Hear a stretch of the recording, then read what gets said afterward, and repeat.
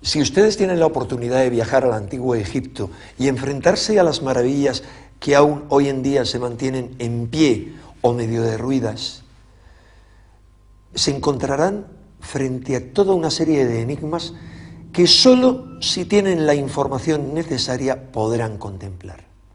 Son enigmas de los que no les van a hablar los guías, de los que tampoco encontrarán información en las guías turísticas, de los que no les hablarán los arqueólogos y no encontrarán referencia en los libros de egiptología, pero que sin embargo están ahí. Están ahí visibles, perceptibles para cualquiera que tenga los conocimientos técnicos para saber que en muchas de sus realizaciones los antiguos egipcios debieron necesariamente utilizar una tecnología que está prácticamente a la altura de la tecnología moderna del siglo XXI o el siglo XX. Así lo han comprobado multitud de técnicos, desde Joseph Davidovich, experto en piedras, geólogo y director del Instituto Geopolimérico de París, o como Sir Benjamin Baker, ingeniero petógrafo, que se han enfrentado a enigmas increíbles, como por ejemplo, ¿qué técnica utilizaron para moldear las piedras? Porque parece que las moldearon, como descubrió el famoso experto Davidovich. ¿O qué tecnología utilizaron para taladrar con una precisión increíble piedras de diorita que hoy en día solo pueden ser taladradas con taladros modernos con punta de diamante, cuando esa tecnología, según los egiptólogos, era absolutamente desconocida a los egipcios de aquella época? ¿Y por qué algunas de las realizaciones tecnológicas más asombrosas del antiguo Egipto, por ejemplo, la construcción de la Gran Pirámide, se da en las primeras dinastías, sin prácticamente intentos previos y con una degeneración inmediatamente posterior, pero muy rápida? Tal vez porque ni el hecho de quiénes la construyeron, cuándo la construyeron, cómo la construyeron y otras muchas más cuestiones coincidan con la versión que nos dan los egiptólogos.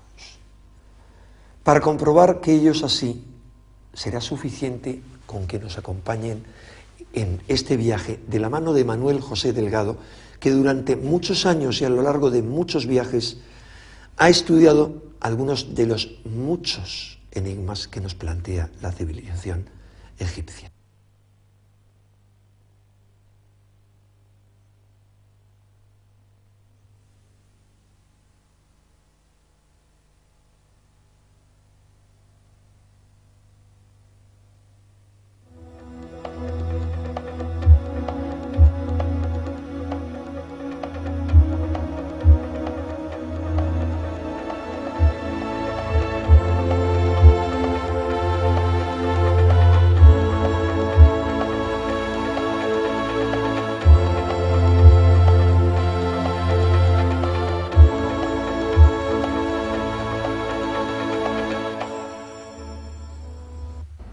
Desde hace ya muchísimos años venimos recorriendo Egipto para intentar introducirnos en todos sus misterios. En el siguiente trabajo de investigación podrán comprobar la gran cantidad de datos expuestos, toda la documentación que manejamos. Son muchísimos números que hablan de medidas, de ángulos, de proporciones. Indudablemente en Egipto no hay que inventarse nada para saber que existen misterios y que existen muchísimas preguntas que todavía no tienen respuesta. Ya tendremos ocasión en los siguientes programas de esta serie, quizá para tratar cosas que nos gustan mucho más, como puede ser la magia, el poder de las pirámides, la aromaterapia, o cómo utilizar los diferentes centros de poder diseminados en las orillas del Nilo para nuestra superación personal, tanto física como espiritual. Pero ahora tenemos que seguir con este programa. Es un programa denso, que en alguna ocasión a algunos de ustedes les va a resultar pesado, pero indudablemente tiene que estar ahí, sobre todo para todos aquellos que indican que los que estudiamos los misterios de Egipto nos inventamos cosas. Egipto es maravilloso, está ahí muy cerca, a 4 horas y media en avión, y simplemente con una cinta métrica y simplemente avalado por las personas que realmente saben de arquitectura, de ingeniería, de astronomía, de biología, de física, etcétera, podemos comprobar que lo que se hizo en el Antiguo Egipto supera con mucho la idea que tenemos de un pasado del que posiblemente tengamos que reescribir la historia.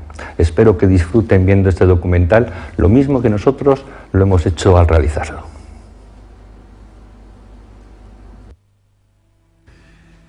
Cuando Champollion descifra la piedra Rosetta, elaborando su primer diccionario de jeroglífico, abre a millares de investigadores las puertas de un mundo tan fascinante como desconocido, creando un instrumento que permitía descifrar aquello que los antiguos egipcios dejaron escrito en sus tumbas y papiros, mostrando unos conocimientos científicos que resultan asombrosos para su altísimo nivel y cuyos orígenes parecen perderse en la noche de los tiempos, abriendo la incógnita de cómo una civilización puede saltar del neolítico a esos niveles de genialidad y después ir perdiendo paulatinamente su esplendor y sus saberes. La historiografía oficial nos ofrece una imagen global de una civilización fascinante, ignorando determinadas pruebas arqueológicas capaces de romper cualquier esquema establecido, ya que del mismo modo que si podemos hablar de una evolución cultural lineal a lo largo de las 31 dinastías del Egipto faraónico, no podemos decir lo mismo de su evolución tecnológica, que nos muestra unos espectaculares avances en un periodo determinado y una posterior involución de la que no nos hablan los libros de historia. La meseta de Giza es el mayor testimonio de estos problemas arqueológicos, y en especial la Gran Pirámide. No existe ninguna inscripción que explique sus misterios, ninguna pista válida que confirme su datación en el tiempo. Simplemente 3 millones de bloques de piedra, 7 millones de toneladas erigidos como homenaje a la mística, a la ciencia o a la locura. Los viajeros de la antigüedad ya manifestaron su asombro ante la ausencia total de una tecnología que justificase la construcción de las pirámides. La arqueología ha tratado de dar respuesta a los cómo y los porqués de tan magna construcción, careciendo de la base suficiente en campos tan importantes como la física, las matemáticas o la geometría. Desde que en el siglo XIX se descubrieran las relaciones de la Gran Pirámide con los números pi y phi, se inició una frenética carrera hacia la interpretación de sus medidas, dando como resultado las más insólitas interpretaciones. En pulgadas, en yardas, en metros, en litros o en varas, las mediciones, muchas veces sometidas a tortura, conducían a la explicación de todo, del presente, del pasado y del futuro, no faltando quien achacaba a errores de construcción los datos que fallaban en su teoría. O incluso otros no dudaron en limar algunas aristas para que sus elucubraciones fuesen refrendadas con mayor precisión.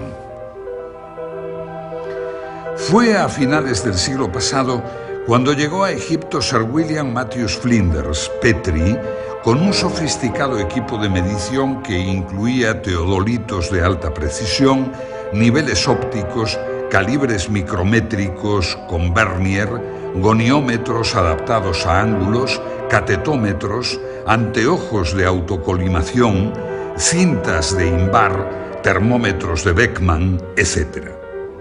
Sus mediciones, las más exactas realizadas hasta ahora, corroboradas años más tarde por los profesores Pocar, Cole y Pochan, han conseguido que puedan elaborarse unas conclusiones ceñidas al más puro rigor académico y que van a abrirnos un nuevo horizonte de investigación para hallar las soluciones a los problemas planteados por aquellos arquitectos.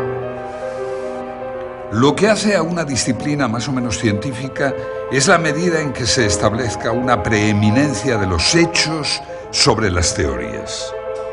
Un mismo hecho puede en arqueología tener una fundamental gravitación o ser un detalle omisible de acuerdo a la teoría que barajemos en ese momento. La dificultad se traduce pues en el problema de la evidencia, que en arqueología no tiene el valor que puede lograr en las ciencias exactas o experimentales. Para Petrie, sin embargo, la prueba arqueológica tiene el mismo grado de certeza que la prueba judicial. La historiografía ha considerado que la ausencia de referencias explícitas a una tecnología y una ciencia superior es una evidencia de que no existieron. Hay que tener en cuenta que la primera rueda aparece en la 12ª dinastía. El primer Meriet, mira de observación de caña de palma, lo mismo que la primera plomada Tej, aparecen en la 18ª dinastía. Los primeros textos astronómicos aparecen en sarcófagos de la 11ª dinastía y corresponden inclusive a una astronomía incipiente que, como observa Hawkes, desconocía la existencia de los eclipses. Las primeras representaciones de los meridianos aparecen en el templo de Dendera en época ptolemaica, conjuntamente con las indicaciones sobre la operación del tendido de la cuerda y la determinación del meridiano por las estrellas de la Osa Mayor. El papiro Rind, de la dinastía XIII, tiene un nivel científico correspondiente a un segundo curso de escuela elemental. El vidrio aparece en la dinastía XIV y los primeros cuchillos de hierro en la 26ª. Solamente en la época ptolemaica, 200 a.C., aparecen en Egipto conocimientos matemáticos y astronómicos de un cierto nivel. Estas pruebas arqueológicas son evidencias indiscutibles de que la civilización faraónica caminó con lentitud y sin brillantez por el camino de la tecnología hasta llegar a importar los avances de los griegos, que tampoco destacaron en estos campos. En oposición a todo esto encontramos un material tecnológico que nos indica todo lo contrario, lo que nos obliga a tener que inducir la naturaleza de las herramientas partiendo del producto, tomando como referencia una serie de pequeñas muestras evidentes repartidas por todo Egipto. Es un misterio inexplicable el repentino grado de perfeccionamiento adquirido por el arte de la construcción en la tercera dinastía y la incapacidad notoria de los constructores de la sala hipóstila de Karnak, derrumbada en 1899, que 1500 años después desconocían que los edificios requieren cimientos. Mientras que el análisis arqueológico muestra una línea de evolución cultural desde la primera dinastía hasta la época ptolemaica, el análisis tecnológico señala una línea de ascenso desde la primera dinastía hasta la cuarta para mostrar luego un proceso de involución a lo largo de varios milenios. En los relieves de El Berche, 12ª dinastía, se ve una estatua de Yehuti Topep, de un peso de 60 toneladas, colocada sobre un trineo y arrastrada por 172 hombres. Aparece también un hombre derramando un líquido sobre los patines del trineo para reducir la fricción y eliminar así el calor. Los textos que acompañan la imagen hablan de la heroicidad de esta titánica tarea en la que los hombres se mostraron con fuerza de gigantes. Es por ello por lo que resulta increíble cómo no ha quedado ningún recuerdo del transporte de los numerosos obeliscos de 1000 y 1200 toneladas que los egipcios distribuyeron por todo el territorio. Este es el templo de Luxor. Fue erigido originalmente por Amenhotep III en honor a Amón, y luego Ramsés II añadió estas impresionantes figuras y dos tremendos obeliscos. Solo queda uno. El otro, su hermano gemelo, fue llevado a Francia y puede hoy contemplarse en la Plaza de la Concordia de París. Requieren cada uno para su arrastre una fuerza de 93.000 kilos que nunca pudo ser suministrada por menos de 25.000 hombres.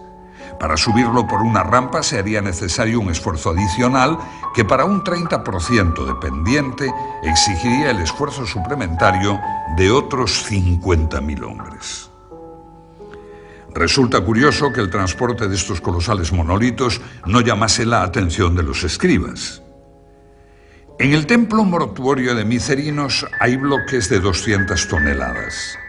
En el techo de la cámara del rey de la Gran Pirámide los hay de 50 toneladas y aunque el término medio de los bloques del monumento no pase de las 2,5 toneladas, cuando se piensa que hay unos 3 millones de tales bloques, se vuelve a plantear con seriedad la cuestión de las técnicas y medios empleados. Se nota la contradicción entre lo que hemos dado en llamar la prueba tecnológica y la prueba arqueológica. Se desconoce la existencia de máquinas. La aseveración de Heródoto de que se utilizaron máquinas para levantar las piedras es generalmente impugnada por los arqueólogos, que priman la fuerza bruta de miles de esclavos ante todo saber tecnológico.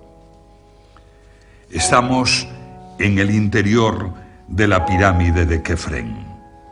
Desde su entrada comienza un pasillo descendente que justo en este lugar se vuelve horizontal para posteriormente subir hasta la cámara del sarcófago. Y es en este sitio donde los arquitectos de la pirámide decidieron colocar una esclusa para obstruir el pasaje. Es esta roca. Las teorías que esgrimen algunos investigadores para demostrar que por medio de rampas los antiguos egipcios lograban elevar grandes bloques a enormes alturas quedan en entredicho cuando nos encontramos con problemas como este. Es una roca de granito de casi 3 toneladas de peso. La estudió Petri. Si los bloques eran elevados por rampas a base de fuerza muscular, ¿cómo pudo ser elevado este bloque a esta oquedad para que posteriormente bajara y ejecutara la función que le encomendaron sus constructores, que sirviera de cierre, de tapón? En este pequeño espacio no caben más de 6 personas. Es por ello por lo que Petri dedujo que los antiguos egipcios debieron poseer máquinas, y máquinas muy eficientes. Si aceptamos la existencia de máquinas en el Antiguo Egipto, nos queda el problema de determinar su naturaleza. En este sentido han sido numerosas las tentativas de explicación. La idea clásica de que las piedras fuesen elevadas por rampas es desechada por el docto ingeniero Krum, pues por sí solas las rampas serían un trabajo equivalente al de la propia pirámide. El concepto de los rodillos tampoco sirve, ya que la madera era escasa y no servirían en terreno arenoso. Las pirámides se realizaron en la Edad del Cobre, pero podemos decir que resulta imposible que en ese momento no conociesen el hierro, ya que es explicable que los egipcios pudieran trabajar el cuarzo, el granito, el pórfido o la diorita si no poseyeron herramientas de este metal. Esta piedra es de diorita. Puede comprarse por €1 en cualquier tienda de minerales en España. Les sugiero que adquieran una y efectúen una simple operación. Coloquen en su taladradora una broca de diamante sintético, Widia, que tiene dureza 11, e intenten perforarla. Tras varios minutos de intentos frustrados, se preguntarán cómo consiguieron tallar y perforar la estatua de Kefren, realizada de una pieza en diorita verde, con herramientas de cobre, que fueron las supuestamente empleadas en los tiempos de las pirámides. Resulta una incógnita cómo los egipcios pudieron trabajar el granito en las canteras sin el hierro. En las canteras de Asuán se aprecian muchas series de agujeros y ranuras rectangulares, profundas y estrechas, las cuales, como dice Clark, no se puede afirmar que se hicieran con herramientas de hierro, pero sí se puede afirmar que no pudieron hacerse con cobre.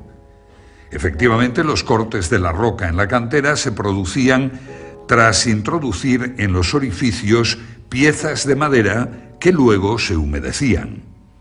La fuerza oncótica producida por la expansión de la madera hacía resquebrajarse el granito. Pero nos queda el saber cómo realizaban tales orificios. Se conocen además 4 muestras de hierro del Antiguo Egipto que fueron analizadas por Petri. Una de ellas fue descubierta por Perling, el ayudante de Howard Bisse, cuando se limpió el canal sur de ventilación de la Cámara del Rey. Los restos calcáreos adheridos a la lámina hicieron imposible la idea del fraude. Su análisis demostró que tampoco provenía de meteoritos férricos.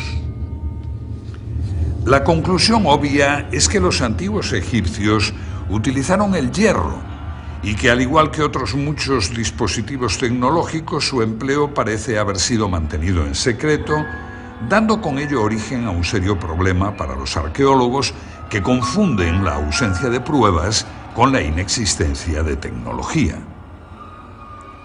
Una posible explicación al mantenimiento de tal secreto podría ser la pertenencia del hierro a la sabiduría divina, siendo su uso restringido a los sacerdotes y a sus operarios.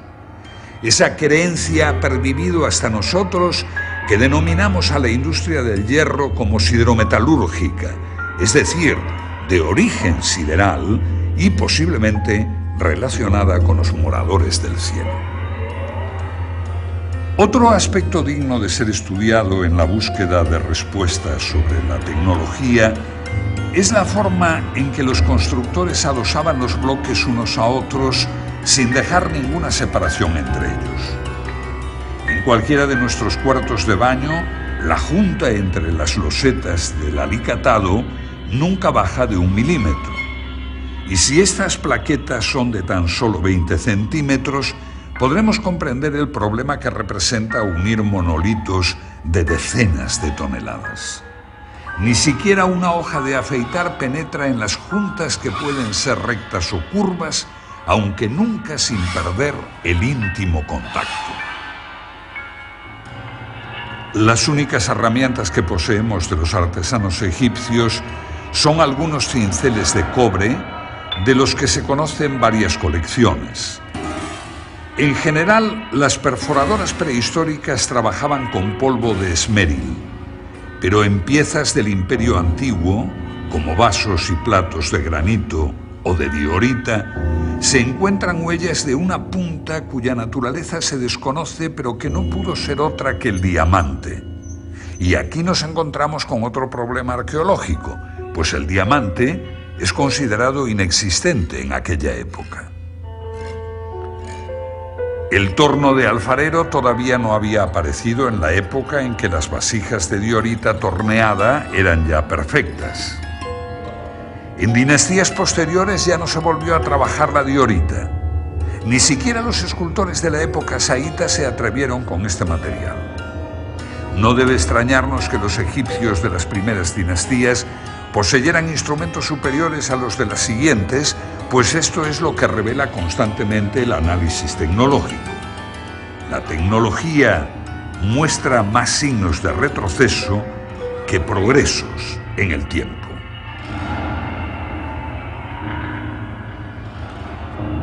Debemos admitir que los egipcios de las primeras dinastías conocían el torno de punta fija antes de que aparecieran los tornos de alfarero.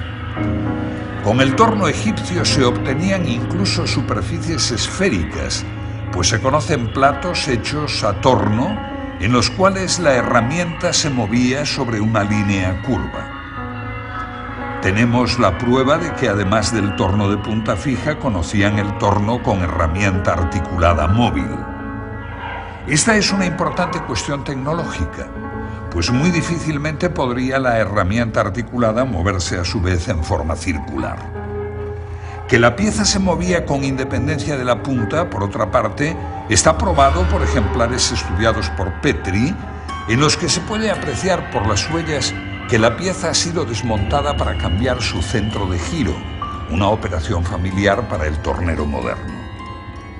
Y si el torno de punta fija o móvil ya nos deja impresionados, no lo es menos otra pieza importante como es el serrucho para piedra, y no para piedra normal de caliza, sino también para otras piedras de dureza mucho mayor, como el granito. Se conocen ejemplares de serruchos egipcios de bronce con dientes de esmeril, cuyo funcionamiento se asemeja a las modernas cortadoras de cinta de acero con polvo de esmeril llevado por agua, con las que se cortan los bloques de granito en las canteras modernas. En los hipogeos de Tebas, 12ª dinastía, se han encontrado bloques de granito serrados que muestran huellas de óxido de cobre, lo que probaría el empleo de esta herramienta. Pero estudiando la inclinación y la velocidad del descenso de la hoja, se descubre que trabajaban a una enorme presión. Es inadmisible que un serrucho de bronce y esmeril pueda cortar granito si le aplicamos una débil presión y empleamos un tiempo indefinido en el corte. La única solución que se nos plantea es que los antiguos egipcios debieron poseer otro instrumento cuya estructura desconocemos, pero que con seguridad no trabajaba con dientes de esmeril. En relación con el modus operandi de estos serruchos, se exhibe en el Museo del Cairo el sarcófago de Diodefre, hijo o hermano de Keops, donde puede apreciarse el trabajo del serrucho. Aparentemente los sarcófagos eran transportados con la tapa no cortada para reforzar la estructura. El serrucho ha cortado ya los 2/3 de la tapa, quedando un resto por cortar en donde todavía puede apreciarse la garganta carcomida por la herramienta. Se observa así la superficie irregular que va dando forma al sarcófago antes de su ulterior pulimento y en donde todavía hoy es posible apreciar las marcas de ocre que indican las líneas de corte. Aparentemente el serrucho ha sido guiado a mano, como puede inferirse por la forma irregular de la superficie cortada. El ancho de la herramienta, correspondiente al ancho del surco, es de 2 centímetros. El plano de corte presenta desniveles del orden del centímetro. Y aunque no nos imaginamos qué herramienta pudo hacer el corte, se aprecia que su uso fue manual con las imperfecciones que el pulso provoca. En cambio, en otro sarcófago, el de Keops de la Gran Pirámide, en donde los desniveles de las superficies serradas son del orden del milímetro. El serruchado del sarcófago de Keops debe considerarse como una obra maestra en la materia, pues a pesar de no haber recibido un pulido ulterior es casi una pieza terminada. La herramienta llevaba una guía mecánica. Este serrucho se movía a modo de los modernos cortadores de peine que producen bloques de superficies paralelas debido al movimiento simultáneo de varias cintas de acero. Y de nuevo nuestro estupor al comparar la tecnología antigua con los logros de la actual. Esta es una cantera situada en Cerceda, en las estribaciones de la madrileña Sierra de Guadarrama. Su moderna tecnología pudo verse en un stand de la pasada Expo 92 de Sevilla. Los bloques de granito llegan hasta aquí desde la península de Labrador o desde Sudáfrica y abastece a la práctica totalidad de cementerios madrileños. Aquí saben de la industria de la piedra. Su más perfecta máquina de corte para piedras de granito está diseñada por una hoja redonda de 2 metros de diámetro, compuesta de múltiples dientes de huidia, carburo de tungsteno, por lo que no puede cortar bloques de más de 1 metro. Cada vuelta de la hoja avanza tan solo 5 milímetros. Se tarda una mañana entera en cortar toda la roca. No se puede ejercer más presión, pues las puntas se abrasarían. Viendo esto, debemos preguntarnos cómo hacían los antiguos egipcios para que sus serruchos avanzaran en cada presión casi 2,5 milímetros, o sea, 60 veces más potencia que los logros de nuestra avanzada civilización. Pero nuestro asombro no acaba aquí, pues aún hemos de tratar la herramienta más conspicua de la antigua tecnología, el taladro cilíndrico. El tubo ejecutaba taladros de hasta 15 centímetros de diámetro, dejando tras su camino un tarugo central que posteriormente era roto con un simple golpe. Estos taladros se llaman trépanos y pueden verse en algunos lugares de Egipto. El cilindro, en los taladros modernos, es de acero con puntas de huidia. La presión debe regularse cuidadosamente por control manométrico y para un taladro con 3 puntas de diamante, esta es aproximadamente de 50 kilos. Para un taladro con punta de huidia es menor, unos 30 kilos.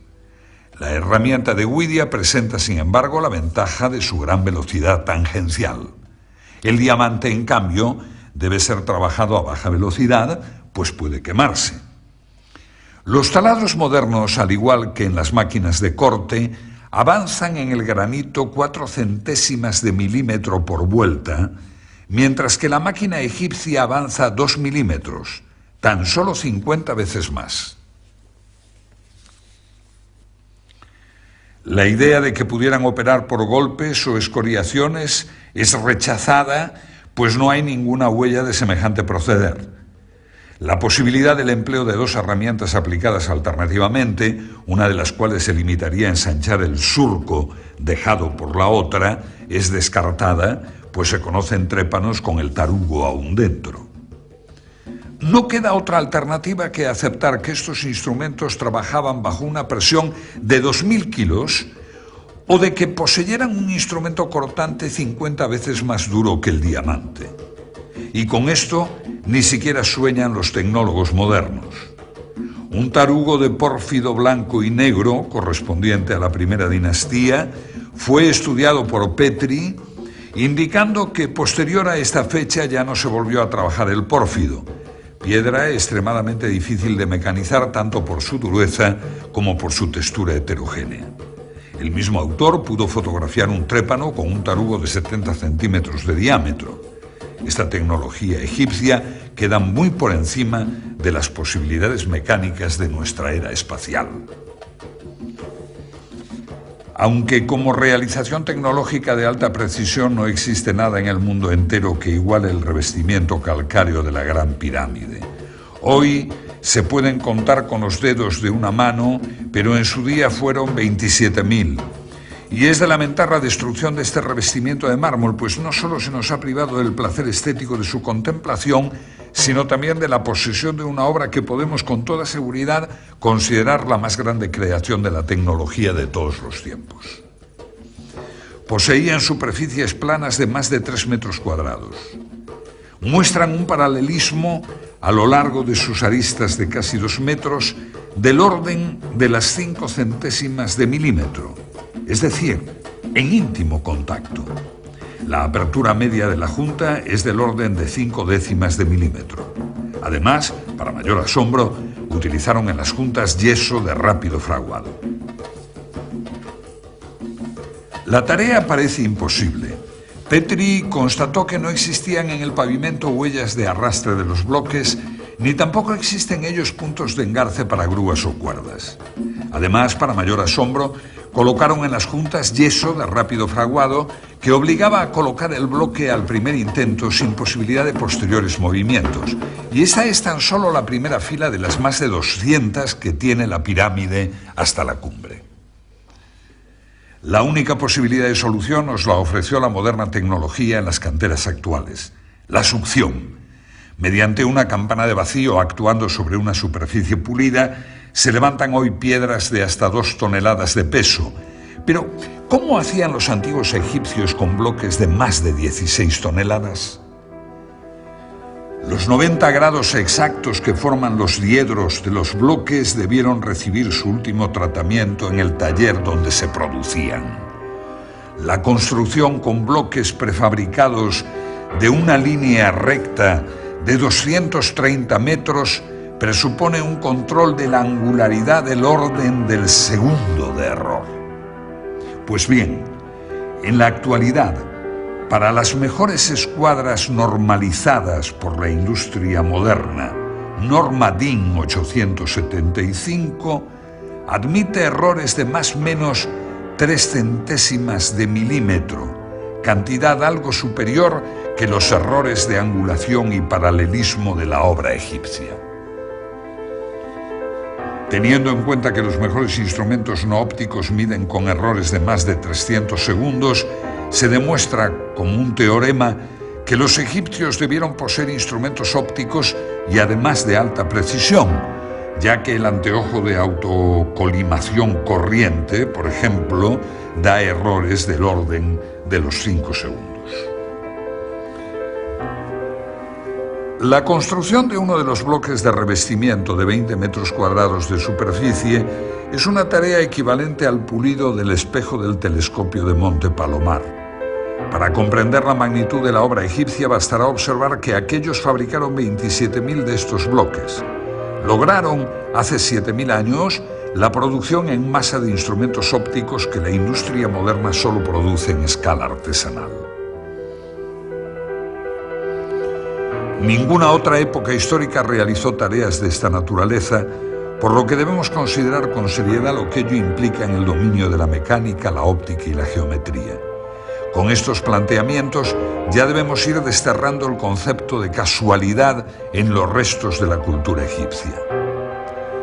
La orientación de las pirámides es una de esas casualidades y es lógico que ciertos arqueólogos piensen así, pues de lo contrario habría que suponer un instrumental y unos conocimientos superiores a la tecnología actual, y eso es difícil de aceptar, aunque no nos quede más remedio. Las representaciones que aparecen en el templo solar de Niuserre de la Quinta Dinastía y que coinciden con los textos del templo de Edfu, en las cuales aparece el rey y sacerdotisas con una maza, estacas y la cuerda de arpentar, determinando la orientación de un templo, no puede tomarse al pie de la letra, pues tales representaciones serían como estudiar nuestros sistemas de ingeniería por las fotos de la ceremonia de colocación de una primera piedra. En inscripciones y manuscritos no se desprende el menor atisbo de conocimiento geodésico. La conclusión del análisis arqueológico está pues basada en hechos, y por ello algunos egiptólogos consideran que la exacta orientación geodésica de las pirámides tiene que ser producto del azar. Como casi siempre ocurre en la Gran Pirámide, el análisis tecnológico lleva a la conclusión opuesta. Su error de orientación es de 5 minutos 31 segundos. Para hacernos una idea, coloquemos una moneda de 2 euros a 1 kilómetro de distancia. Su diámetro sería el error que tiene la Gran Pirámide con respecto al norte verdadero. La agrimensura moderna, conducida por teodolitos, cronómetros y tablas astronómicas, admite para el cierre de polígonos un error del 0,3%, que corresponde a un error de 10 segundos traducido en error angular. Ningún procedimiento propuesto ha logrado explicar cómo consiguieron los egipcios tal exactitud. Es imposible, pues, sin un objetivo y un ocular solidarios, intentar ningún género de determinaciones de este tipo. La Gran Pirámide está por encima de la tecnología moderna en cuanto a orientación, pues sus 5 minutos 31 segundos supera con mucho las modernas normas de precisión. Y aún cabe una segunda pregunta. La pirámide de Kefren tiene el mismo error de orientación, es decir, 5 minutos 31 segundos. Las dos grandes pirámides de Egipto tienen el mismo error. Y ahora cabe preguntarse si dicho error fue motivo de cambios de orientación total de la meseta de Giza por motivo de los terremotos, o bien si estos 5 minutos 31 segundos no fueran tal error y siguieran la concepción original de los constructores. De todas formas, tan difícil es orientar las pirámides exactamente a los 4 puntos cardinales como orientar ambas con la misma desviación. Por lo que debemos considerar la posibilidad de que los antiguos egipcios tuvieran el equipamiento necesario para edificar una base de 53.000 metros cuadrados con una orientación de 0 grados, 0 minutos, 0 segundos. Si juzgamos los conocimientos matemáticos de los egipcios por los pocos textos que han llegado hasta nosotros, su matemática fue bastante primitiva. Neugebauer puntualiza que lo máximo obtenido por la matemática egipcia de todos los tiempos fue el conocimiento de la tabla de multiplicar por 2. Pero si no poseemos testimonios para juzgar el máximo nivel alcanzado por la matemática abstracta egipcia, en cambio, sus obras en piedra nos permiten apreciar su capacidad de mensuración. La longitud de la pared norte de la Cámara del Rey es, según Petri, de 10 metros 47,97 y la del costado sur de 10 47,82. El error de medida es del orden de 1/10 de milímetro por metro, que coincide con las normas modernas para prismas ópticos. Si este error de medida se produce en esta cámara, vamos a ver qué ocurre con una superficie mayor, con la base de toda la pirámide. Este esquema representa la base de la Gran Pirámide, el valor de sus ángulos y las longitudes de los lados. Las medidas aquí consignadas corresponden a las de Borjar y Cole. Descartando el azar en todo este asunto, se nos plantea un serio problema tecnológico. En los 53.000 metros cuadrados de la base de la pirámide cabe la superficie de 8 campos de fútbol y sus diferencias se cuentan en milímetros y en segundos. Las pocas representaciones que han quedado en relieves egipcios nos muestran nuevamente métodos arcaicos y poco efectivos de precisión. Cuerdas de palma, observación visual.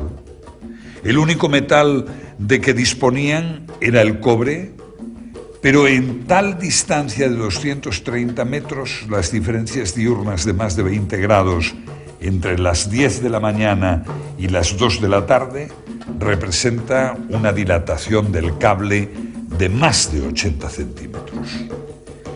El error de medida de 3 milímetros representa un control de la temperatura de 0,2 grados, cosa impensable para cualquier topógrafo que necesita las cintas de Invar, una aleación de hierro y níquel de bajo coeficiente de dilatación térmica, para conseguir casi lo mismo que los egipcios.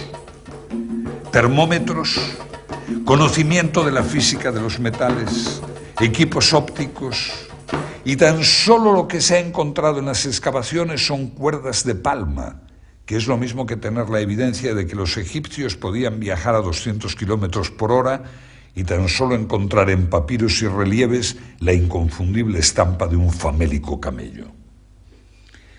Pues si la medición de las distancias supera todos los condicionantes, la goniometría no se queda a la zaga.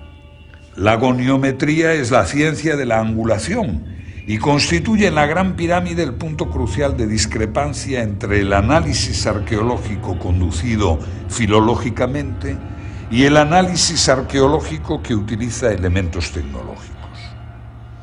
El instrumento primitivo que corresponde a nuestro teodolito era el astrolabio, y el antecesor del sextante fue la ballestina o bastón de Jacob.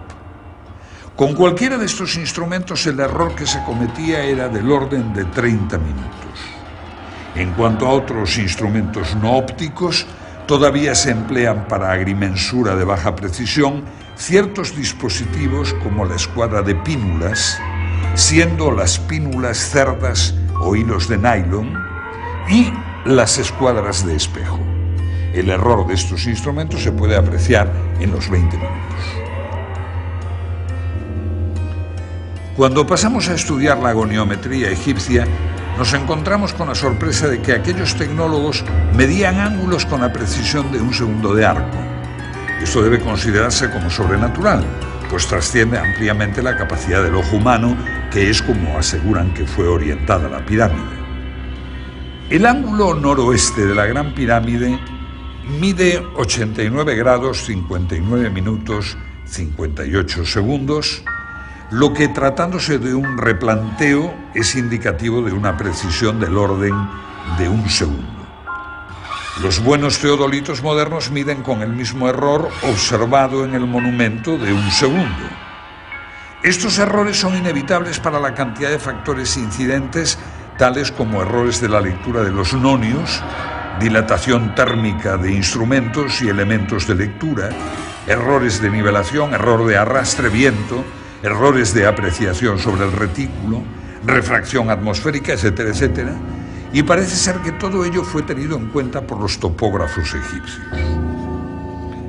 Se nos presenta en goniometría lo mismo que observamos en mensuración, es decir, el mismo error en estructuras pequeñas, como sarcófagos o cámaras, que en las grandes. Ello presenta una homogeneidad al sistema de medidas empleado que excluye cualquier hipótesis basada en el azar o en la casualidad. Como demostración de lo dicho, comparemos la desviación azimutal de las dos grandes pirámides. Ambas pirámides tienen su desviación hacia el oeste. Petrie da los siguientes valores para la pirámide de Keops. Núcleo, 5 minutos, 16 segundos.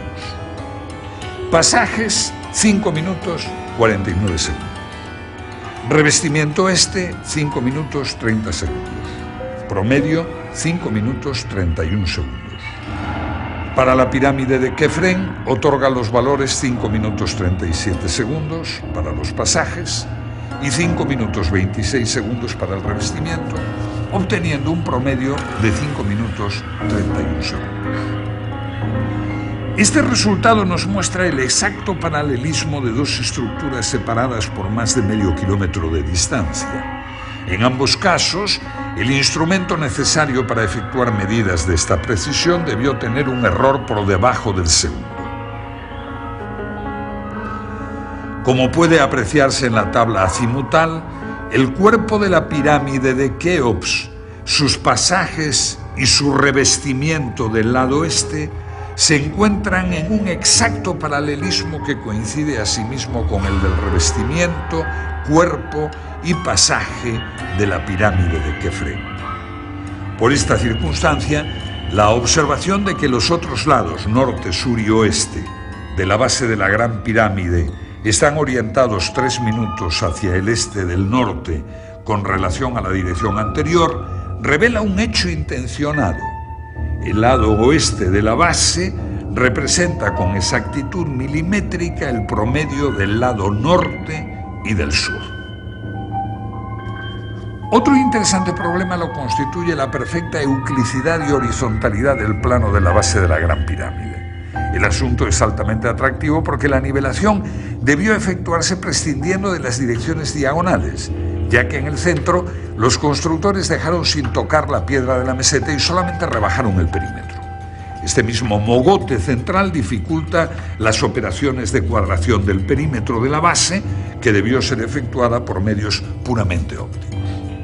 El estudio de la base revela un plano perfecto en todo el perímetro de 920 metros, de tal manera que el ángulo suroeste se revela tan solo 1,5 centímetros más alto que el noroeste. Sobre la diagonal de 325 metros, esto representa un error de 0,04 milímetros en homogeneidad con todos los errores relativos que hemos calibrado.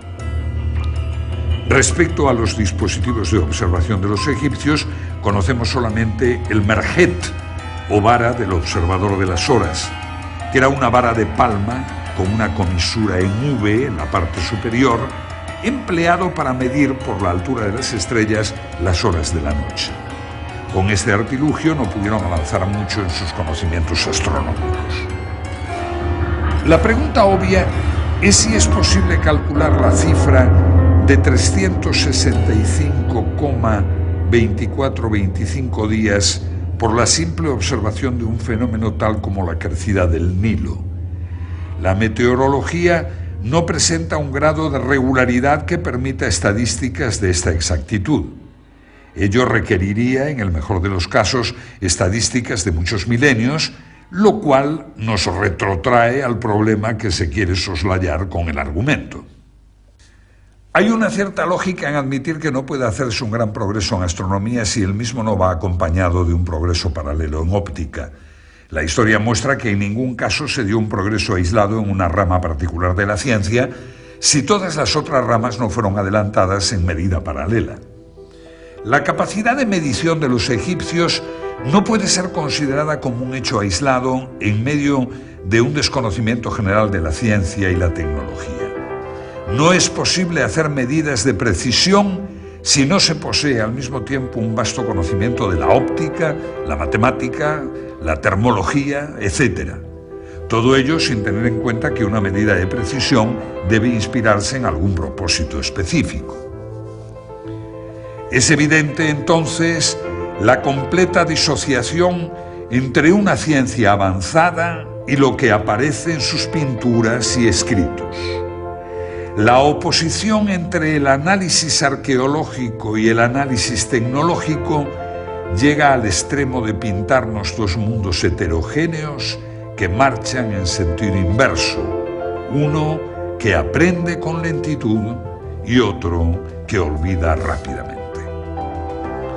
Este conjunto de circunstancias nos presentan un panorama de involución ascendente que pareciera ser uno de los principios cardinales de la arqueología. Lo que surge a la luz de repente en los periodos iniciales de Egipto pudiera no ser el producto de una generación espontánea, sino el final de una trayectoria de siglos de tradición.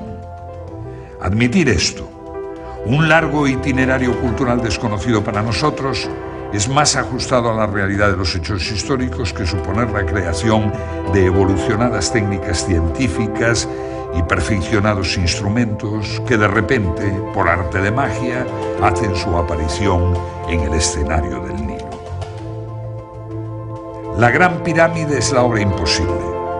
Aunque hablamos de los egipcios en tono genérico, es solo en este monumento donde la perfección se halla presente. No puede compararse con ninguna otra obra en toda la tierra de los faraones o en todo el mundo. Posiblemente todas las demás pirámides sean la burda imitación de un pueblo que se encontró con ella cuando llegó a Egipto.